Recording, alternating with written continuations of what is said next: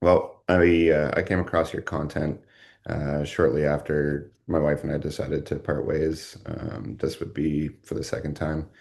Um, I was in a very low spot, just reflecting on all the errors that I had made in my marriage, uh, Mm-hmm. which were many. There was, disrespect, disloyalty, dishonesty, you name it. And, I was in a very dark place. I had, realizing that I had abandoned myself over the years. I really had no purpose. And a lot of your content resonated with me and Mm-hmm. realizing that I needed to make some major changes in my life. I reached out and, you know, a lot of the, uh, a lot of the things that you're teaching and coaching me on is kind of was led me back to God, which is first and foremost. Mm-hmm. But then a lot of the grounding principles that come along with that, waking up early, the physical training, the mental training, reading scripture every single morning, studying Stoicism, all of those have brought me back to a place that that I remember when I was, in my late teens and early 20s, feeling motivated and full of purpose. So I haven't felt this way in a long time, which has been great. Yeah. It's been, I think, probably most impactful in my relationship with my kids. It's brought me a lot closer with my kids. And I'm a lot more present when I do spend time with them. I'm not mentally elsewhere thinking about my career or whatever else it might be that was distracting me before. Mm-hmm. Yeah. So you said your purpose. What do you think your purpose is now today? How have you found your purpose? Um, Focusing a lot more on serving. So serving God, serving my children. Mm-hmm. I would think a lot of my life was probably selfish, building my business, building my career. I told myself I was doing it for others, and a lot of others did benefit from it. But at the end of the Mm-hmm. day, I was doing it for myself. Absolutely. Now, if you could kind of quickly introduce yourself, like who you are, where you're from, and what you do for work. I'm Brandon Lowe. I'm from West Kelowna, which is located in Western Canada. Mm-hmm. I am a framing contractor, so we do a lot of mid-rise multifamily wood frame builds. Okay. And if you could walk me through how your life looked like about, I want to say, 2 to 3 years ago on the daily, maybe up to a year ago, like how did your life look like for yourself? 2 to 3 years ago, my life was primarily focused around work and racing dirt bikes was my passion. Hmm. Aside from that, I mean, 3 years ago, I would have been apart from my wife. At that time, that was our second separation. Um, so there was, in my downtime, there was a lot of drinking. Not necessarily partying, but, as a release, uh, Hmm. you know. And that was a big part of my 30s actually. Slowly started to scale back on that as I entered my 40s. The body wasn't having it too much, but still not purpose driven, still distracted, kind of drifting, you could say. Uh, Hmm. And how so, do you think the drinking has affected your decision making and how you showed up as a man and you as a man in the family? oh, it's terrible. Yeah. I wouldn't say that, I didn't drink in excess, but it was habitual, so it was frequent. Uh, Hmm.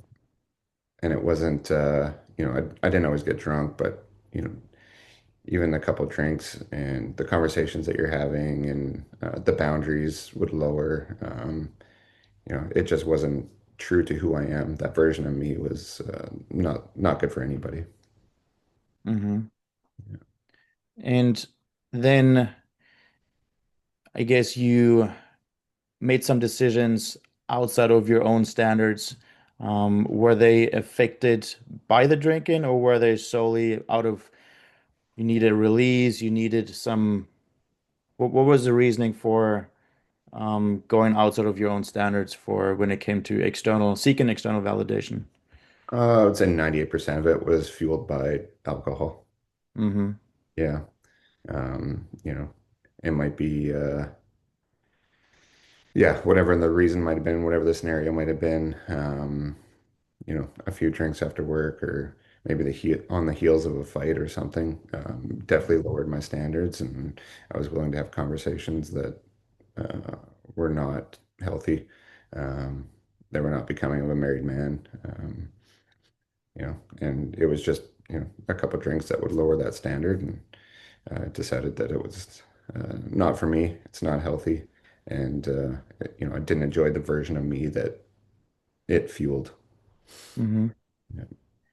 And then I guess you came across my content and we started talking in the DMs. And what what went through your mind of, do I want to do this, or maybe I should wait to join a program or to join a mentorship and to seek the higher version of myself?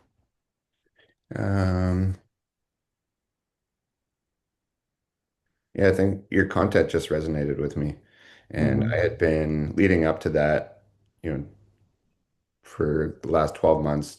My wife and I decided to reconcile and try getting back together. And during that time, I could feel a pull from God directing me back towards Him. And I kept shrugging it off and knowing that I needed to be a better man to try and make this work, for my kids, for her, for life in general. And, I wasn't necessarily ignoring it, but I was resisting for sure. Mm-hmm. And, eventually things unraveled, and it didn't play in our favor, but your content really resonated with me. Just the rawness, authenticity. It helped me to open up and realize that I wasn't alone in it. And, you know, there were people like you that had gone through very similar things that had overcome. And, Mm-hmm. I didn't want to wait anymore. I needed drastic change. I didn't want to drift and waste years of my life anymore. And I mean, I know you, so I know that you've told me before that you've been in the Bible, you've been close to God, but it was never like a strong relationship. You kind of sometimes were strong, you sometimes drifted. Now, how has that changed after working with me, and how has your connection been strengthening over the time now? I think the biggest part is just consistency. Um, Mm-hmm. so yeah, I have my my faith has been up and down, or my relationship with God has been up and down. My faith has always been there. I've Mm-hmm. always believed in Him, but I wouldn't say I've always put the energy into becoming closer to Him. But along with, the morning routines and everything, it's helped me be more consistent. So I'm in Scripture every day, and that's helped build relationship, just like it would any other relationship. So that discipline has been the biggest connecting factor. Mm-hmm. Yeah. And what do you think? How much the Stoicism routines and the structure, and how much has that helped you to stay more grounded as well? Oh, it's been huge. It's had a huge impact. Um, Mm-hmm. Ultimately, when I get up and do my uh, mental training and my studying, and I'm getting up early and I'm doing my physical training, it's that discipline has helped me build the self-confidence in myself that I haven't had in a long time. Mm-hmm. Yeah. And what does your daily life look now compared to, I want to say, like a year to 2 years ago? How much more disciplined are you? How much more locked in are you? How much more do you respect yourself with your daily actions? A lot more, yeah. Physical training has always been a part of my life, but Mm-hmm. I've struggled with diet and drinking, and it's always overweight, in my opinion. Uh, so when I came to you, I was probably 210 pounds. Now Mm-hmm. I'm 188, a lot leaner, Yeah. a lot more fit. Uh, Yeah. so it's been a blessing for sure. And But do you yeah, think? And do you think the physical transformation has helped with that overall mental transformation as well as like the internal confidence, you know, building that internal validation versus seeking external validation? Yeah, absolutely. I think that's the starting block for me. Uh, Hmm. with that physical training, it's easier to implement the discipline that it takes for everything else. So absolutely, I think that's the foundation of it. Hmm.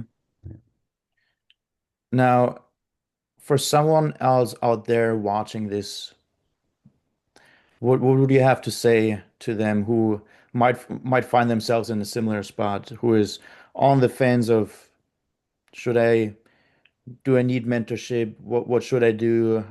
How can I improve from this point in my life?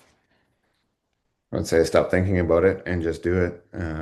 Absolutely. It's great to have somebody to open up to, someone that's gone through similar scenarios like yourself, that's, you know, been in it, gone through the fire and come out the other side a much better man. Hmm. I didn't know that it was possible for me to heal, to be a better person. But you helped me see that. And having that connection and that brotherhood is everything. So Hmm. I'd say stop waiting and just do it. Yeah. Now, probably the last two questions. When was that moment for you when you realized, I think I've really made a change within myself? Because I mean, I've probably realized it way before you did. But when was that point for you when you realized, I think I've really turned myself around?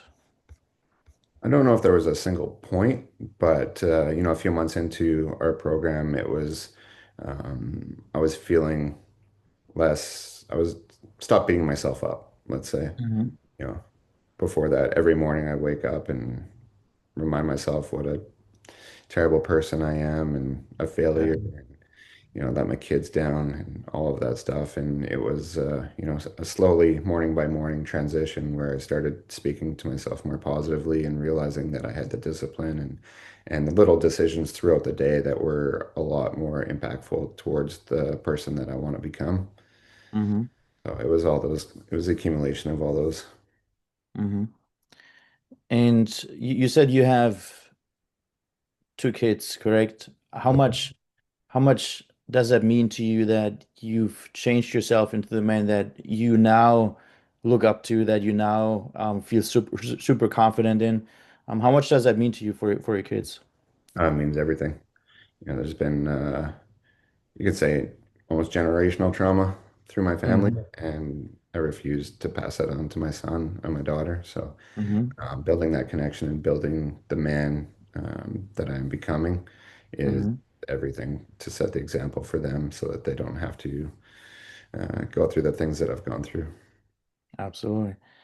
And probably the last question. We've talked about who this would be for, who would benefit from that, and how you benefited from everything. What do you think someone would, or let me ask that different. Who would that not be for? Who would, sorry, can you frame that differently?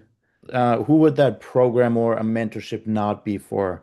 Like, who would not fit into such mentorship? Someone that's not prepared to be real with themselves, Hmm. face themselves in an honest light. Uh, Hmm.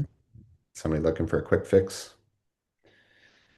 It's you definitely have to do the internal work in addition to the mental preparation and the physical Hmm. training too. So if you're not prepared for that, don't do it. Yeah. Well, I appreciate all your feedback. And I mean, I have to say that I think your transformation has been significant.